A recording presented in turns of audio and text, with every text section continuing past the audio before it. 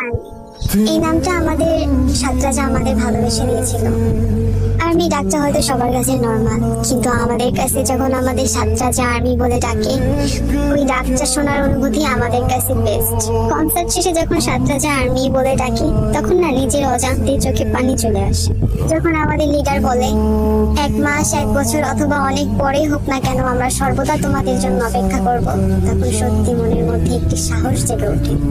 যখন আমাদের handsome boy বলে, তোমার ভিতরে আমি নাও থাকতে পারি, কিন্তু আমি তোমার দ্বারা পরিপূর্ণ, এটা আমাকে পাগল করে দেয়, তখন সত্যি অনুভব করি তারা আমাদের কতটা ভালোবাসে।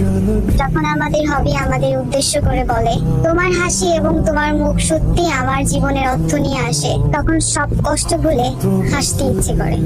যখন আমাদের সুগা বলে, বয়স এবং লিঙ্গ, জাতীয়তা, ধর্ম, তুমি কোন ভাষা ব্যবহার করো, এসব আমার কাছে গুরুত্বপূর্ণ ভূমিকা রাখে না, তখন সত্যি অনুভব করি তারা আমাদের কতটা সম্মান করে। আমাদের গুড বয় যখন বলে, যদি আমি মরে আবার জীবিত হই, আর্মি আমাদের জন্য সত্যি অনুপ্রেরণীয় উপহার, তখন সত্যি অনুভব করি তাদের জীবনে আমাদের জায়গাটা কতটা জুড়ে আছে। বিশ্বের কাছে তুমি একজন ব্যক্তি হতে পারো, কিন্তু একজনের কাছে তুমি তার পৃথিবী।